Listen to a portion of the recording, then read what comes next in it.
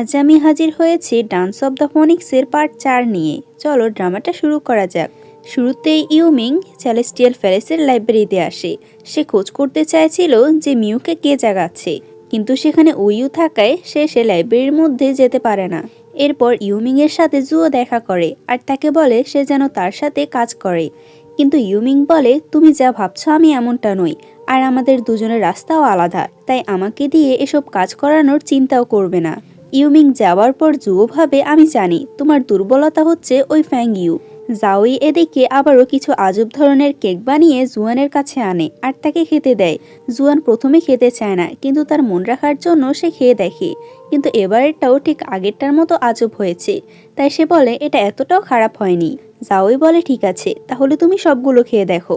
এটা শুনে জুয়ান একটা বাহানা দিয়ে সেখান থেকে চলে যায়। জুনলিন, রানী আর তার বাবা মিলে যখন খাবার খাচ্ছিল, তখন রানী তাকে আবারও নিজের স্পিরিচুয়াল প্রিন্সেস খোঁজার কথা বলে। জুনলিন বলে যখন সময় আসবে তখন সে বলে দেবে কে তার স্পিরিচুয়াল প্রিন্সেস হবে, তাই রানী যেন এটা নিয়ে চিন্তিত না হয়। কিন্তু রানী বলে তার মানে তোমার স্পিরিচুয়াল প্রিন্সেস খোঁজার যোগ্যতা কি আমার নেই? এটা শুনে জুনলিনের বাবার একদমই পছন্দ হয় না আর বলে আমি চাই না তুমি এভাবে কথা বলো, কিন্তু তুমি আজ এমনটা করেছো। তাই সে তাকে শাস্তিস্বরূপ স্কাই রিচিং টাওয়ারের মধ্যে 2 ঘন্টার জন্য বসে থাকতে দেওয়া হয়। কিন্তু জুনলিনও কম ছিল না, সে প্রস্তুত হয়ে যায় শাস্তি মেনে নেওয়ার জন্য। জুনলিন এরপর 2 ঘন্টার জন্য স্কাই রিচিং টাওয়ারে চলে যায়। তার অনেক কষ্ট হচ্ছিল, তাও সে তাদের কথা অনুযায়ী সেখানে 2 ঘন্টা পর্যন্ত বসে থাকে। পরদিন ইউমিং আবারও ডার্ক নাইট কোরের হেডের সাথে দেখা করে আর বলে যদি মিউ আবারও জীবিত হয় তাহলে সে তার সাথে লড়াই করবে, কিন্তু ডার্ক নাইট কোরের হেড তাকে না করে দেয়। সে বলে তুমি তার সাথে লড়াই করে 1 মিনিটও টিকতে পারবে না, কারণ এই পুরো মাউন্টেনে মিউ একজনই আছে যাকে আমি নিজেও ভয় পাই, কারণ তার স্পিরিচুয়াল পাওয়ারগুলো অনেক বেশি হাই, এতটাই যে তুমি কল্পনাও করতে পারবে না। অন্যদিকে উইউ ফ্যাংইউকে বলে আমি জানি তুমি এখানে কেন এসেছো, আমার মনে হয় তোমার সাথে আমার কিছু সম্পর্ক আছে। তাই সে তাকে লাইব্রেরির চাবি দিয়ে দেয় আর বলে আমি জানি না তুমি এখানে কেন এসেছো, কিন্তু যখন সময় হবে তখন তুমি এই চাবিটা ব্যবহার করতে পারবে। জুনলিন ফ্যাংইউকে খোঁজার জন্য ইউজির কাছে যায়। ইউজি বলে ফ্যাংইউর নাকি কিছু কাজ আছে, তাই সে এখানে নেই। উইউ ফ্যাংইউকে বলে তোমার এখানে আসার উদ্দেশ্য তুমি ভালো করেই জানো, কিন্তু তুমি কাউকে ভালোবেসে নিজের উদ্দেশ্যের কথা ভুলে যাবে না। তার তখন মিউয়ের কথা মনে পড়ে, মিউ তাকে ঠিক একই কথা বলেছে। ফ্যাংইউ ভাবে তার উদ্দেশ্য তো সত্যি একটাই। এরপর জুনলিন তার সাথে দেখা করতে আসে, কিন্তু সে তাকে বাহানা দিয়ে বলে সে এখানে একটু বিজি আছে। জুনলিন চলে গেলে সেখানে আমরা ইউমিংকে দেখি। ইউমিং এখানে এসে বলে আমি তোমার সাথে অনেক দিন ধরে কোথাও ঘুরতে যাইনি, তাই আমার সাথে চলো। ফ্যাংইউ তাকে না করলেও সে তাকে জোর করে ওখান থেকে নিয়ে যায়, যেটা আবার জুনলিন দেখছিল। জুনলিন এটা দেখে অনেক বেশি জেলাস হয়। যাই হোক, রাতের বেলা ফ্যাংইউ যখন ঘুমিয়েছিল তখন সে ছোট্ট পাখিটা তাকে আবারও নিজের কাছে আনে। ফ্যাংইউ বলে আমি জানি না উইউ আর মিউয়ের মধ্যে কি সম্পর্ক, তুমি কি আমাকে বলতে পারবে? কিন্তু পাখিটা বলে আমি নিজেও কিছু জানি না, তবে আমার মনে হয় উইউ তোমাকে তোমার মাস্টার মিউকে ওঠাতে সাহায্য করতে পারবে। তুমি আমাকে একটা সত্য কথা বলো, তুমি কি জুনলিনকে পছন্দ করো? ফ্যাংইউ প্রথমে ভাবতে থাকে, পরে বলে সে পছন্দ করে না, কিন্তু এটা আবার সে পাখিটা ধরে ফেলে আর বলে তুমি আমাকে মিথ্যে বললেও নিজেকে কখনো মিথ্যে বলতে পারবে না। পরদিন ফ্যাংইউ আবারও নিজের মাস্টারের কথা মনে পড়ে, তাই সে তখন থেকে জুনলিনকে ইগনোর করা শুরু করে। জুনলিন নিজেও জানতো না ফ্যাংইউ কেন তাকে ইগনোর করছে। ফ্যাংইউর সাথে তখন ফ্যাংজির দেখা হয়। সে তাকে বলে তুমি জুনলিনকে ইগনোর কেন করছো? ফ্যাংইউ বলে তার বেশি বেশি করে পড়তে হয়, তাই সে তার থেকে একটু দূরে থাকছে, কিন্তু তাকে ইগনোর করছে না। ফ্যাংজি বলে কিছুদিন পর আমাদের রাজার বার্থডে আসতে চলেছে। প্রত্যেক বছরই সেখানে স্পেশালভাবে একটা কাপল ডান্স হয়, যেখানে ছেলেটা হচ্ছে জুনলিন আর মেয়েটাকে সবসময় রানী নিজেই ঠিক করে, আর এবারও রানী এখানে আসবে। কিন্তু তুমি কি জুনলিনকে পছন্দ করো না, নাকি তুমি জুনলিনের সাথে অন্য একটা মেয়েকে দেখতে তোমার ভালো লাগবে? ফ্যাংইউ বলে আমি একদমই তাকে পছন্দ করি না, কিন্তু ফ্যাংইউর ফেস দেখে তো সবকিছুই বোঝা যাচ্ছে। সে বলে ফ্যাংজুনের সাথে অন্য কোনো মেয়ে ডান্স করবে এতে তার কিছুই যায় আসে না, কারণ সে তো তাকে পছন্দই করে না। এটা আবার জুনলিন নিজেও শুনে নেয়। প্রথমে সে একটু অবাক হয়, কিন্তু পরে তার মন খারাপ হয়ে যায়, কারণ সে তাকে বলেছিল ফ্যাংইউ নাকি তাকে পছন্দ করে, কিন্তু এবার সে বলছে সে তাকে পছন্দ করে না। রানী এরপর একাডেমিতে চলে আসে। জুনলিনের সাথে পারফর্ম করার জন্য সে জুওকে বেছে নেয়, যেটা দেখে আবার জুনলিনের ভালো লাগে না। জুনলিন বলে আমরা তো প্রতি বছরই এটাই করে আসছি, কিন্তু এবারে কিছুটা আলাদা হোক। আমি চাই সব মেয়েদের মধ্যে একটা কম্পিটিশন হোক, যে এই কম্পিটিশনে জিতবে আমি তার সাথে পারফর্ম করব, যেটা রানীরও আবার পছন্দ হয়। রানী বলে ঠিক আছে, তাহলে প্রত্যেকের মধ্যে কম্পিটিশন হবে। রাতের বেলায় জুয়োর বোন জুয়োকে বলে যেহেতু জাউই আমাদের সাথে থাকে না, তাই আমাদের উচিত তাকে বের করে দেওয়া, সে যেন আমাদের বোন হয়ে আর না থাকে। জুয়ো রেগে বলে তোমার সাহস কিভাবে হয় তাকে এই কথা বলার, সে আমাদের ছোট বোন, তাই সবসময় আমাদের তাকে প্রোটেক্ট করতে হবে, যেটা আবার এর পছন্দই হয় না। তাই সে ভাবে কিছু না কিছু হয়তো সে জাউইর থেকে বদলা নেবে। জাউই ফ্যাংইউকে বলে আমি জানি তুমি জুনলিনকে পছন্দ করো, কিন্তু তাও কেন তুমি সে কম্পিটিশনে অংশ নেবে না। ফ্যাংইউ বলে সে এই বিষয়ে কোনো কথা বলতে চায় না। বাহিরে আমরা জুনলিনকে দেখতে পাই যে ফ্যাংইউর সাথে কথা বলতে এসেছে, কিন্তু তার এ কথা সে শুনতে পায় আর আবারও তার মন খারাপ হয়ে যায়। পরদিন জুয়োর ছোট বোন, যার নাম ছিল মিউ ইয়াও, সে জাউইকে তার ব্যাপারে অনেক উল্টোপাল্টা কথা বলতে থাকে, যেটা শুনে আবার জাউই রেগে তার উপর অ্যাটাক করে। আর মিউ ইয়াও তো এই সুযোগটারই অপেক্ষায় ছিল। মিউ ইয়াও নিজের স্পিরিচুয়াল এনার্জি দিয়ে জাউইর উপর অ্যাটাক করে। জাউই তার সাথে পেরে ওঠে না আর সে ওখানেই অজ্ঞান হয়ে যায়। জুয়ান এসে দেখে জাউই অজ্ঞান হয়ে গিয়েছে, তাও আবার তাকে মিউ ইয়াও আঘাত করেছে। এটা দেখে সে মিউ ইয়াওকে রেগে বলে যদি জাউইর কিছু হয় তাহলে আমি তোমাকে ছাড়বো না। তুমি ইচ্ছে করে তাকে রাগিয়েছো যাতে সে তোমার উপর অ্যাটাক করে, আর এ সুযোগে তুমি তাকে আঘাত করতে পারো। সে কখনোই তোমার স্পিরিচুয়াল পাওয়ারের সাথে পেরে উঠবে না, তারপরও তুমি তাকে আঘাত করেছো। জুয়ান তাকে কথা শুনিয়ে জাউইকে সেখান থেকে নিয়ে যায়। ফ্যাংইউর কাছে ইউমিং আসে আর তাকে বলে সে তাকে একটা জায়গায় নিয়ে যেতে চায়। প্রথমে ফ্যাংইউ মানা করলেও পরে সে জুনলিনকে দেখে বলে ঠিক আছে, আমি তোমার সাথে যাব, আর সে তার হাত ধরে নেয়। অন্যদিকে পুরো একাডেমিতে এটা ছড়িয়ে গিয়েছে মিউ ইয়াও নিজের ছোট বোন জাউইকে আঘাত করেছে, যেটা শোনার পর প্রত্যেকটা টিচার মিলে তাকে শাস্তি দেয়, তাকে 7 দিনের জন্য জেলে রাখা হবে। তার এসব কর্মকাণ্ড দেখে জুয়ো প্রত্যেকের কাছে নিজেকে ভালো করার জন্য সবার কাছে ক্ষমা চায়, কিন্তু ফ্যাংইউ এটাতে রাজি হয় না। সে বলে তোমার বোন যেহেতু জাউইকে আঘাত করেছে, তাও তার কোনো স্পিরিচুয়াল পাওয়ার না থাকা সত্ত্বেও, তাহলে অবশ্যই সে অন্যদেরকেও আঘাত করবে। এমনিতেও এই সেলেস্টিয়াল প্যালেসের লোকেরা দুর্বলদের উপর একটু বেশি অত্যাচার করে, তাই আমিও এই কম্পিটিশনে পার্টিসিপেট করব, যাতে আমি তোমাকে হারাতে পারি। কারণ তোমরা সেলেস্টিয়াল প্যালেসের লোকেরা প্রত্যেককে দুর্বল ভাবো, তাই আমিও তোমাকে এটা দেখিয়ে নেব। জুয়ো বলে ঠিক আছে, তাহলে আমি তোমার চ্যালেঞ্জ অ্যাকসেপ্ট করলাম। জুনলিন এটা শুনে অনেক বেশি খুশি হয়। ফ্যাংইউ এই কম্পিটিশনে পার্টিসিপেট করবে। সে যে করে হোক ফ্যাংইউর সাথে পারফর্ম করতে চায়, তাই তাকে অনেক সুন্দর একটা জায়গায় নিয়ে আসে, যাতে সে নিজে ফ্যাংইউকে ট্রেনিং করাতে পারে আর জুয়োকে হারাতে পারে। জুনলিনের পর তাকে তলোয়ারের অনেকগুলো মুভস দেখায় আর তাকেও এমন করতে বলে। ফ্যাংইউ বলে তুমি তো এই মুভগুলো আমাকে একবারই দেখিয়েছো, তাই আমি কিভাবে করব। যেটা শুনে জুনলিন নিজে ফ্যাংইউকে তলোয়ারের মুভসগুলো কিভাবে করতে হয় তা শিখাতে থাকে। জাউই এদিকে এখনো অজ্ঞান ছিল। তার এমন অবস্থা দেখে জুয়ান বলে তোমার এমন অবস্থা করার জন্য আমি তো তার থেকে অবশ্যই বদলা নেব। এদিকে ফ্যাংইউ তলোয়ারের মুভসগুলো অনেক ভালোভাবে করছিল। জুনলিন বলে এতটুকুতে হবে না, কারণ তুমি এতটুকুই করে জুয়োকে কখনোই হারাতে পারবে না। জাউইর এরপর জ্ঞান ফিরলে সে জুয়ানকে বলে ফ্যাংইউ আর জুয়োর ম্যাচটা কিছুক্ষণ পরে শুরু হবে, তাই সে তার সাথে দেখা করতে চায় আর তাকে সাপোর্ট করতে চায়। তার এসব কথা আবার বাহির থেকে জুয়ো নিজেও শুনছিল। জুয়ো সবসময় জাউইকে প্রোটেক্ট করতে চায়, কিন্তু জাউইর মুখে শুধুমাত্র ফ্যাংইউর কথা শুনে তার অনেক বেশি খারাপ লাগে, কারণ এই ম্যাচটা যেমন তার জন্য ইম্পর্টেন্ট তেমন ফ্যাংইউর জন্য। কিন্তু প্রত্যেকে ফ্যাংইউর পরোয়া করলেও তার কথা কেউ ভাবেনি। এমনকি আজ তো তার ছোট বোনও ফ্যাংইউর পক্ষে কথা বলছে। তার ফ্যাংইউর উপর আরও বেশি রাগ হতে থাকে যে ফ্যাংইউ তার থেকে সবকিছু কেড়ে নিচ্ছে। কিছুক্ষণ পর ফ্যাংইউ আর জুয়োর কম্পিটিশন শুরু হয়। উইউ বলে তাদের দুজনের হাতে দুটো পিতা বাঁধা আছে, যে এই পিতাটা আগে খুলতে পারবে সে এই কম্পিটিশনে জিতে যাবে। তাদের কম্পিটিশন শুরু হলে ফ্যাংইউ জুয়োর সাথে খুব ভালোভাবে লড়াই করছিল। তার এতটা ভালো পারফরমেন্স দেখে সবাই খুশি হয়, হবেই না কেন, কারণ ফ্যাংইউকে তো জুনলিন নিজে ট্রেনিং করিয়েছে। জুয়ো বলে আমি ভেবেছিলাম তোমার সাথে লড়াই করে এই কম্পিটিশনটা খুব তাড়াতাড়ি শেষ করব, কিন্তু মনে হচ্ছে তা হবে না। এটা বলে সে নিজের আইস পাওয়ার ইউজ করে। জুয়ো নিজের আইস পাওয়ারের মাধ্যমে নিজেকে একটা বার্ডে কনভার্ট করে। জুয়োর স্পিরিচুয়াল পাওয়ারটা এতটাই হাই ছিল সেখানে সবকিছু বরফ হয়ে যায়, এমনকি সে ফ্যাংইউর পাগুলো বরফ দিয়ে জমিয়ে দেয়। জুয়ো যখনই নিজের সম্পূর্ণ আইস পাওয়ার দিয়ে ফ্যাংইউর উপর অ্যাটাক করে, তখন ফ্যাংইউর মধ্যে থাকা রিং থেকে কিছু আলো বের হয় আর সেখান থেকে অনেকগুলো ফায়ার। এর কারণে জুয়োর অ্যাটাকগুলো কোনো কাজেই আসে না। জুয়ো নিজে প্রথমে এটা দেখে অবাক হয়। রিংয়ের মধ্যে থাকা পাখিটা ফ্যাংইউকে বলে জুয়োর কাছে তোমার সে ফিনিক্স ব্লাডটা আছে। ফ্যাংইউ তখন জুয়োর হাতে সে ব্রেসলেটটা দেখতে পায়, এরপর তারা দুজনে তলোয়ার নিয়ে আসে লড়াই করার জন্য, আর ফ্যাংইউ সুযোগ বুঝে তার হাতে থাকা ফিতাটি কেটে দেয়, যার ফলে এই ম্যাচটা শেষ হয়ে যায়। আর উইউ ঘোষণা করে দেয় ফ্যাংইউ এই ম্যাচটা জিতে গিয়েছে। জুয়া যাওয়ার সময় ফ্যাংইউ তাকে আটকায় আর বলে, তোমার হাতে থাকা এই আইস ব্রেসলেট কোত্থেকে এসেছে? জুয়ো তাকে উল্টো প্রশ্ন করে, এই ব্রেসলেট আমার কাছে এসেছে, কিন্তু তুমি এটা কেন জিজ্ঞেস করছো? ফ্যাংইউ বলে, কারণ এটার মধ্যে আমার ফিনিক্স ব্লাড আছে। তখন সেখানে জুনলিন আসে। ফ্যাংইউ বলে, জুয়ো আমার ফিনিক্স ব্লাডটা নিয়ে নিয়েছে, আর এই আইস ব্রেসলেটের মধ্যে এটা আছে। তার কিছু বলার আগে সেখানে রানী চলে আসে। জুয়ো এই সুযোগে বলে, আমি এই ম্যাচটা হেরে গিয়েছি, আমি এটা স্বীকার করছি, কিন্তু তারপরও ফ্যাংইউ আমাকে বিরক্ত করছে। ফ্যাংইউ বলছে এই আইস ব্রেসলেটের মধ্যে নাকি তার ফিনিক্স ব্লাড আছে, যেটা শুনে রানী জুয়োকে বাঁচানোর জন্য বলে, এই ব্রেসলেট তো আমি তাকে দিয়েছি, তার মানে কি তোমার ফিনিক্স ব্লাড আমি চুরি করেছি?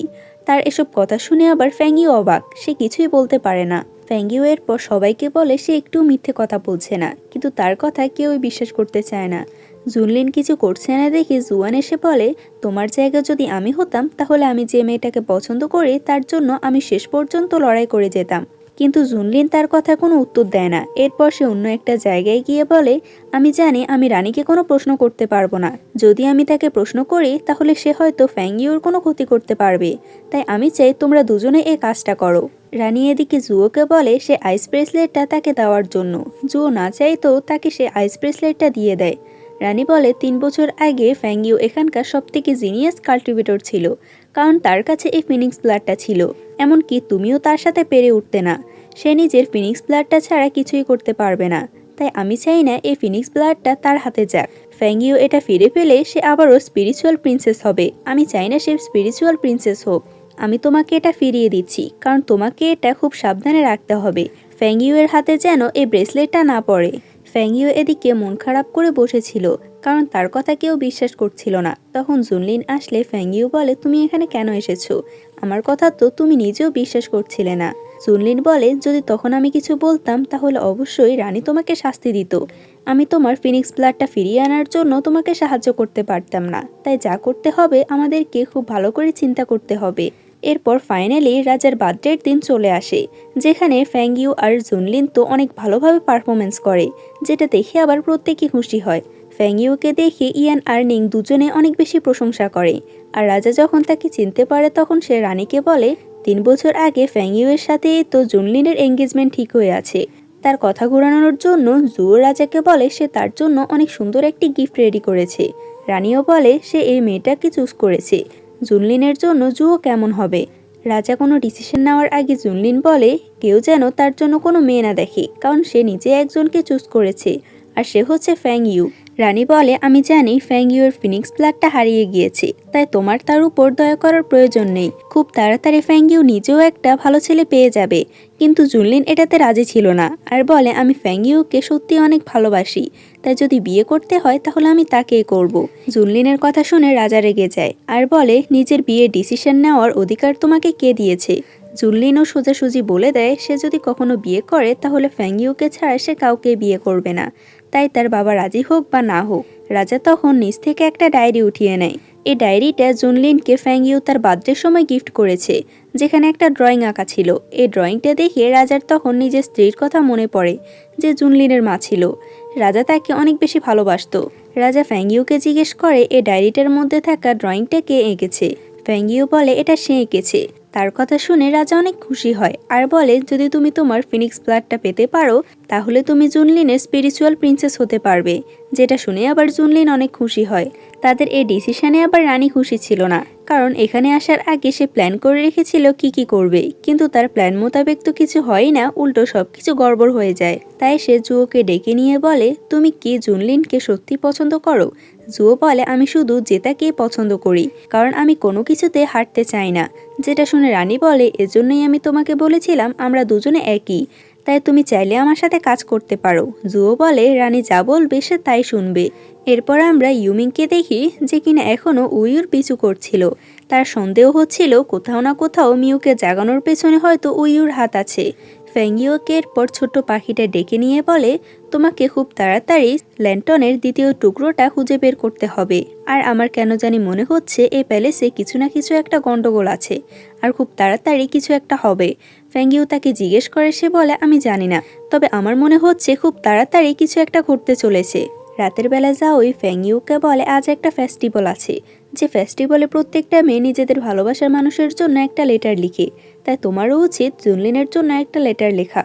সে বলে, আমি এটা পারবো না, কারণ আমি লিখতে একদমই পারি না।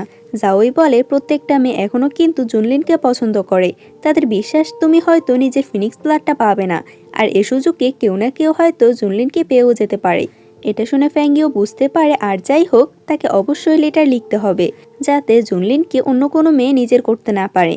অন্যদিকে আমরা ইউমিংকে দেখি, প্রথমত সে নিজের মিশনে ফেল হয়েছে, আর দ্বিতীয়ত জুনলিন সবার সামনে বলেছে সে ফ্যাংইউকে বিয়ে করবে, এজন্য ইউমিংয়ের মন খারাপ ছিল। পরদিন জাওজি জুয়ানের জন্য একটা লেটার লিখে তার টেবিলের উপর রেখে দেয়। এদিকে ফ্যাংইও জুনলিনের জন্য লেটার লিখে, কিন্তু সেখানে আগে থেকে অনেকগুলো লেটার ছিল, তাই ফ্যাংইও নিজের লেটার না দিয়ে চলে যায়। তার যাওয়ার পর সেখানে ফ্যাংজি আসে। ফ্যাংজি জুয়ানের টেবিলের উপর থাকা বইটা নিয়ে নেয়। এই বইটার মধ্যে জাওই নিজের লেটারটা লিখেছিল। ফ্যাংজি তো আসলেই একটা বোকা, সে যখন এই লেটারটা পড়ে তখন সে ভাবে ফ্যাংজি হয়তো তাকে পছন্দ করে আর তাকে দেখা করতে বলেছে। সে বোকার মতো জুয়ানের কাছে গিয়ে বলে, দেখো, জাওজি আমাকে পছন্দ করে, তাই সে আমাকে ডেকেছে। আমরা জুয়ানের ফেস দেখিয়ে বুঝতে পারি সে এখন কি অবস্থায় আছে। সে ভাববে, আমি তো ভেবেছিলাম জাওজি আমাকে পছন্দ করে, কিন্তু সে ফ্যাংজিকে পছন্দ করে এটা তো আমি বুঝতেই পারিনি। এদিকে ঠিক একই অবস্থায় জুনলিনও ছিল। সে এতগুলো লেটার ওখানে দেখেছে, কিন্তু যে লেটারের জন্য সে অপেক্ষা করছিল সে লেটারই সে পায়নি। তার মন খারাপ দেখে জুয়ান বলে, মেয়েরা এমনই, তারা কি করে কিছুই বোঝা যায় না। তুমি নিজে কেন ফ্যাংইউর সাথে কথা বলছো না? জাওজি এদিকে টেনশনে ছিল জুয়ান তার প্রপোজাল অ্যাকসেপ্ট করবে কিনা, কিন্তু এ তো নিজেই জানে না তার লেটারটা ভুল জায়গায় পৌঁছে গিয়েছে। রাতের বেলা আমরা জুওকে দেখি যে জুনলিনের কাছে এসে বলে রাজার অবস্থা খারাপ হয়ে গিয়েছে, তাই সে যেন তার সাথে যায়, তাই জুনলিনও তার সাথে চলে যায়।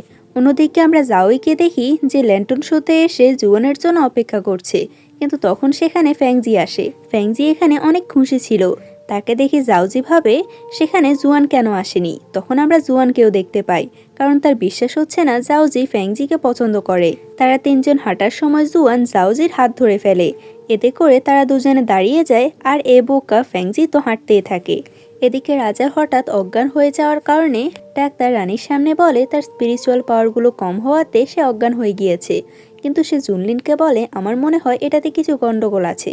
তাকে এমন কোনো পয়জন দেওয়া হচ্ছে যেটা প্রতিদিন খাওয়ার ফলে তার স্পিরিচুয়াল এনার্জিগুলো ধীরে ধীরে কমে যাবে, আর সে সবসময়ের জন্য অসুস্থ হয়ে যাবে। এই পয়জনটা অন্য কেউ নয়, বরং রানী নিজেই দিচ্ছিল। রানী একটা নির্দিষ্ট সময় ধরে রেখেছিল ও সময় মোতাবেক রাজা অসুস্থ হবে, কিন্তু এখানে সমস্যা করে ফেলে রানীর মেয়েটা, যে সবসময় রাজাকে এই পয়জনটা দিত। তার একটু ভুলের কারণে রাজা অনেকগুলো মেডিসিন একসাথে খেয়ে নেওয়ার ফলে অজ্ঞান হয়ে যায়, যার ফলে তারা প্রত্যেকে বুঝে গিয়েছিল রাজাকে হয়তো কেউ পয়জন দিচ্ছে। এজন্য রানী যেন ধরা না পড়ে, তাই সে নিজের মেয়েটাকে মেরে ফেলে। তার গার্ড গিয়ে জুনলিনকে বলে এই মেয়েটাই রাজাকে সবসময় পয়জন দিত, তাই রানী তাকে ধরে ফেলায় সে নিজে আত্মহত্যা করেছে, যেটা আবার জুনলিন বিশ্বাস করে না, কেননা সাধারণ একজন মেয়ে এমন কাজ কখনোই করতে পারে না। রানী এরপর এখানে এসে বলে সে যেন আজ রাত নিজের বাবার কাছেই থেকে যায়। জুনলিন তো এটাতে রাজি হয়, কিন্তু অন্যদিকে আমরা ফ্যাংইউকে দেখি যে কিনা এখনো জুনলিনের জন্য অপেক্ষা করতে করতে বোর হয়ে গিয়েছে। সে বলে লাইব্রেরিতে যাচ্ছে সে বই পড়ার জন্য, কিন্তু ফ্যাংইউ লাইব্রেরিতে গিয়ে দেখে যে ডাক্তারটা রাজাকে দেখেছিল তার লাশ সেখানে পড়ে আছে, আর তাকে কেউ মেরে ফেলেছে। সে সাহায্যের জন্য বলে, তখন সেখানে রানীর গার্ড আসে, আর ডাক্তার নিং এর মৃত্যুর জন্য সে ফ্যাংইউকে দায়ী করতে থাকে। ফ্যাংইউ বলে সে এই খুনটা করেনি, কারণ সে এখানে আসার আগে নিং মারা গিয়েছে। কিন্তু রানীর গার্ড কিছুই শোনে না, আর তাকে অ্যারেস্ট করে নেয়। সে তাকে ইনভেস্টিগেট রুমে নিয়ে যায় আর বলে কেউ একজন আছে যে তোমাকে দেখেছিল 2 ঘন্টা আগেও তুমি লাইব্রেরির আশেপাশে ছিলে। তখন সেখানে আমরা জুয়োর ছোট বোনের মেয়েটকে দেখি, সেও ফ্যাংইউকে দেখতে পারতো না। সে বলে আমি তোমাকে দেখেছিলাম লাইব্রেরিতে আসতে। ফ্যাংইউ চিৎকার করে বলতে থাকে সে সব কিছুই করেনি, কারণ সে 2 ঘন্টা ধরে তার রুমেই ছিল। কিন্তু তারা এটা বিশ্বাস করে না। এই খবরটা আবার রানীও জানতে পারে। তারা দুজনেই জানতো ফ্যাংইউ কিছুই করেনি, উল্টো তার ওখানে যাওয়ার আগে নিং মারা গিয়েছে। তাও রানী বলে ফ্যাংইউ এর এই কাজের জন্য আমরা এটা সুবিধা নিতে পারি। আমাদের একটা পথের কাঁটা তো চলে গিয়েছে। তুমি এখন জুনলিনের কাছে যাও। আমি চাই না তার নজর এখানে আসুক আর সে আমাদের প্ল্যানের মধ্যে বাধা হয়ে দাঁড়ায়। সে যখন জুনলিনকে এটা বলে, জুনলিন বিশ্বাস করতে চায় না আর বলে সে নিজে ফ্যাংইউর সাথে কথা বলবে। জুও বলে আগের ফ্যাংইউ আর এখনকার ফ্যাংইউ দুজনের মধ্যে অনেক বেশি পার্থক্য, তাই সে হয়তো নিংয়ের খুনটা করতেও পারে। তখন সেখানে রানীর গার্ড আসে আর বলে রানী প্রত্যেককে কোর্টে রেখেছিল, সবাই এসেছে শুধুমাত্র ফ্যাংইউ ছাড়া, তাই প্রত্যেকের সন্দেহ ফ্যাংইউ এর উপরে আছে। জুনলিন জুওকে বলে সে এখানে কেন আছে, সে যেন চলে যায়। জুও বলে রানী আমাকে বলেছিল এখানে থাকার জন্য, যাতে আমি তোমার সাথে মিলে রাজার খেয়াল রাখি। জুনলিন যেতে চাইলেও রানীর গার্ড তাকে যেতে দেয় না। জুনলিনের মনে হয় শুধুমাত্র ফ্যাংইউ নয়, বরং সে নিজেও এখন একটা জেলের মধ্যে আটকে আছে। ফ্যাংইউকে যেখানে রাখা হয়েছিল, ফ্যাংইউ সেখানে নিজের মাস্টারের একটা পেন্টিং দেখতে পায়। তখন সে সেখানে একটা সিক্রেট রুম দেখে আর এর মধ্যে দেখে দরজাটা খুলেও যায়। সে যেতে চাইলে জুনলিন বলে আমি এখানে আগে যাব। অন্যদিকে আমরা উইউকে দেখি, যাকে দেখে মনে হচ্ছিল কোনো ডেমন তাকে পজেস করেছে। উইয়াও নিজের সামনে থাকা ওল্ড ফ্যাংকেও আঘাত করে। তারা দুজন সে মিস্টিরিয়াস রুমটার মধ্যে ঢুকলে বুঝতে পারে এখানে নিশ্চয়ই কেউ থাকতো। সেখানে থাকা বইয়ের মধ্যে নাম পড়ে ফ্যাংইউ বলে এখানে ইউনিয়াং নামের একজন থাকতো, তার কথা আমরা একটু পরেই জানতে পারবো। জুনলিন এই জায়গাটা দেখে বলে আমার মনে হয় না ইউনিং এই জায়গাটার মধ্যে আগুন লেগে মারা গিয়েছিল। সেলেস্টিয়াল প্যালেসে যখন আগুন লাগানো হয়েছিল তখন ইউনিং বেঁচে ছিল। আমার মনে হয় তার মৃত্যুটা অন্য কারণে হয়েছে। সে সেখানে একটা লেটার দেখতে পায়। ইউনিং এই লেটারটা উইউর জন্য লিখেছে। উইউ এদিকে এমন কিছু মেডিসিন খেয়ে নিয়েছিল যার ফলে তার শরীরে নিজের স্পিরিচুয়াল এনার্জিগুলো 3 গুণ বেড়ে যাবে, কিন্তু কিছুক্ষণ পর সে মারাও যাবে এর সাইড ইফেক্টের কারণে। তাকে আটকাতে ইউমিং আসে, কিন্তু সেই ইউমিংয়ের গলা চেপে ধরে। তাকে দেখে মনে হচ্ছিল সে ইউমিংকে হয়তো এখনই মেরে ফেলবে। সেখানে আমরা বাওকেও দেখি, যে নিজেও বুঝতে পেরেছিল এখানে কিছু না কিছু একটা হবে। জুনলিন আর ফ্যাংইউ সে লেটারটা নিয়ে উইউর কাছে আসে আর তাকে থামানোর চেষ্টা করে, কিন্তু সে যখন থামছিল না তখন ফ্যাংইউ ভাবে সে এই ব্যারিয়ারটার ভিতরে যাবে, কিন্তু জুনলিন তাকে যেতে দেয় না। বাধ্য হয়ে ফ্যাংইউ সে লেটারটা পড়ে শোনায়। এখানে আমরা ইউনিংকেও দেখতে পাই। সে উইউকে বলছিল আমি মারা যাইনি, আমি অপেক্ষা করছি তুমি তোমার ফার্স্ট ফুলে আমার কাছে চলে আসবে। আমি জানি আমাদের সাথে যা হয়েছিল তা একেবারেই খারাপ হয়েছিল, আমাদের আলাদা হওয়া উচিত ছিল না, কিন্তু তারপরও তুমি তোমার জীবনের উদ্দেশ্যটা ভুলে যাচ্ছ। এটা শোনার পর উইউ নিজের হুঁশে আসে, কিন্তু সেই মেডিসিনটার কারণে তার অবস্থা পুরোপুরি খারাপ হয়ে যায়। উইউ বলে ইউনিং সবসময় আমার জন্য অপেক্ষা করেছিল, কিন্তু আমি সবসময় বদলা নেওয়ার কথা ভাবতাম। আমাকে সত্যটা বলার জন্য তোমাকে ধন্যবাদ, আমি তোমাকে কিছু জানাতে চাই। এরপর সে তাকে বলে ল্যান্টনের দ্বিতীয় টুকরোটা কোথায় আছে। এটা বলার পর উইউ সেখানেই মারা যায়। ফ্যাংইউ তার মৃত্যুতে অনেক কান্না করছিল। ফ্যাংইউ এসবের জন্য নিজেকে দায়ী করছিল, কারণ সে যদি সময় মতো আসতে পারত তাহলে হয়তো উইউ বেঁচে থাকতে পারত। বাও এসে বলে তোমার এতে কোনো দোষ নেই, তোমার নিজেকে দোষ দেওয়া একেবারেই ঠিক হবে না।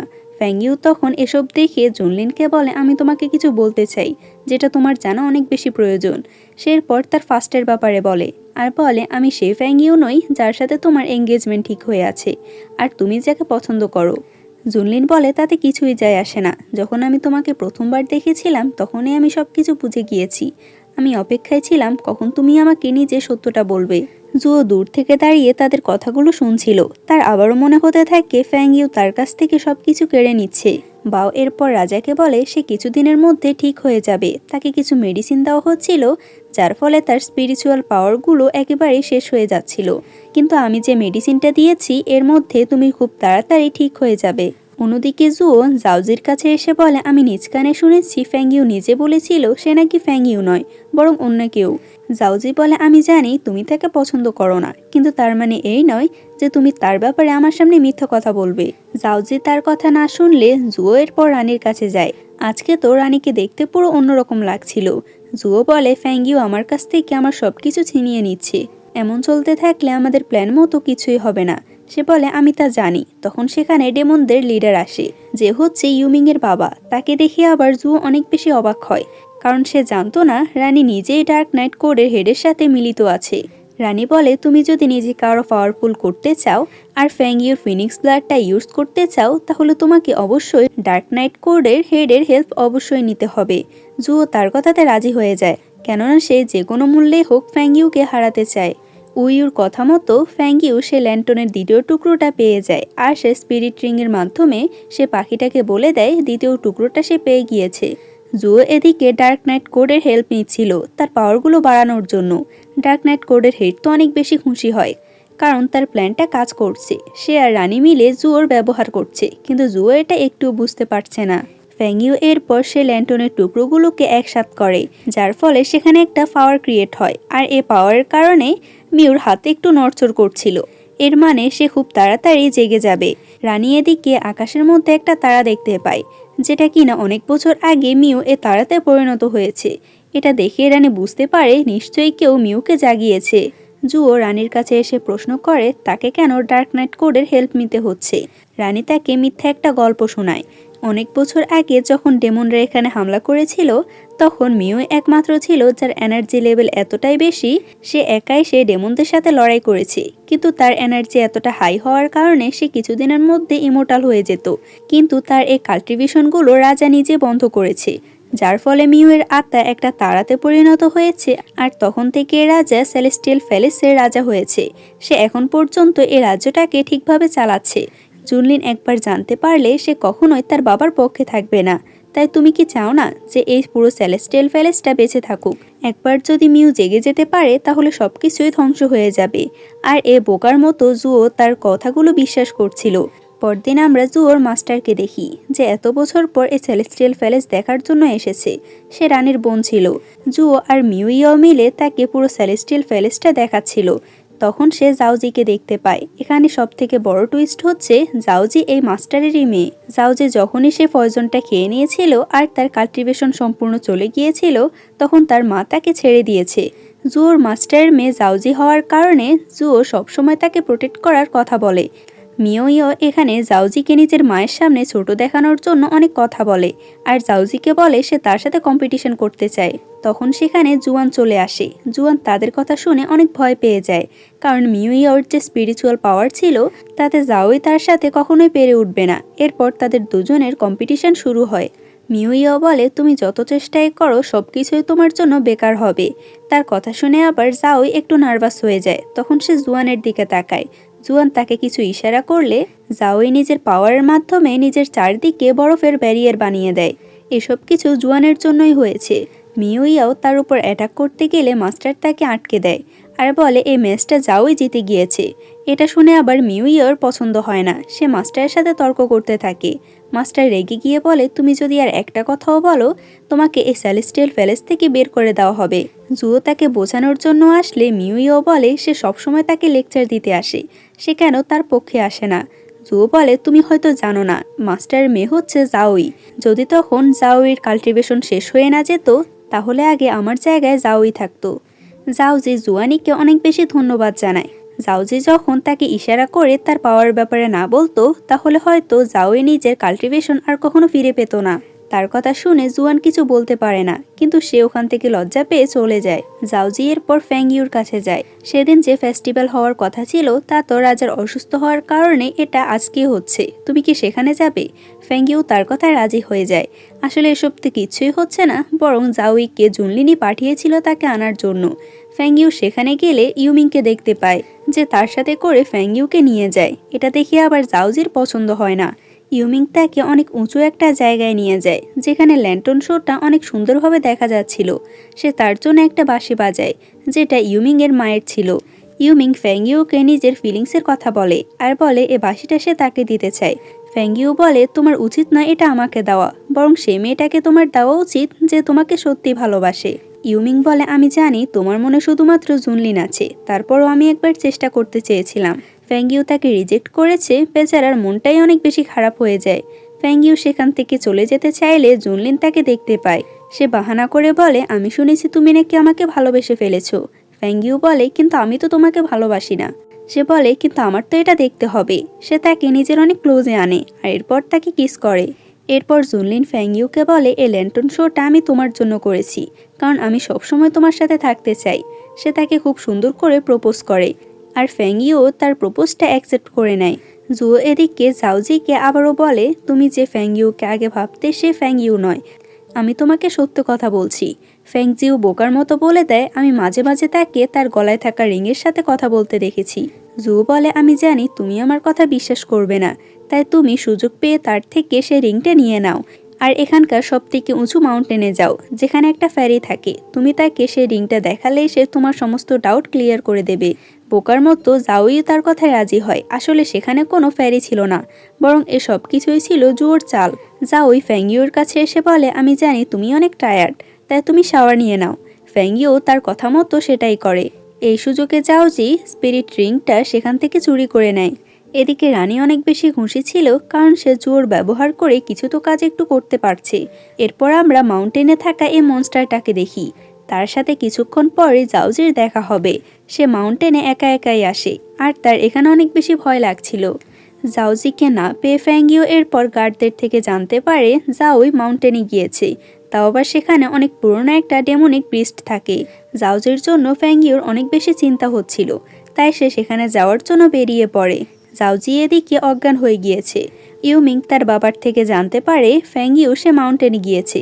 এই ডেমনটার হাত থেকে কেউই বাঁচতে পারে না। ইউমিংয়ের ফ্যাংইউয়ের জন্য অনেক বেশি চিন্তা হয়, তাই সেও ফ্যাংইউকে বাঁচানোর জন্য চলে যায়। জাওজির জ্ঞান ফিরলে সে নিজেকে একটা গুহার মধ্যে দেখতে পায়, যে একটা মেয়ে ছিল। তার এমন হওয়ার পেছনের কারণ আমরা কিছুক্ষণ পরে জানতে পারবো। মাউন্টেনে পৌঁছাতে ফ্যাংইউর একটু দেরি হয়ে যায়। ডেমনটা ফ্যাংইউকে দেখে তাকেও তার পেছনে নিয়ে যায়। ফ্যাংইউয়ের এখানে আসার খবর আবার জুনলিনও জানতে পারে। ফ্যাংইউ ডেমনটার পেছনে এসে দেখে এখানকার দৃশ্য তো অন্য কিছু বলছে। ডেমনটার হাতে আঘাত লাগার কারণে জাওই তার হাতে কাপড় বেঁধে দিয়েছে। ফ্যাংইউ বলে, তুমি কি তার ভাষা বুঝতে পেরেছো? জাওই বলে, হ্যাঁ।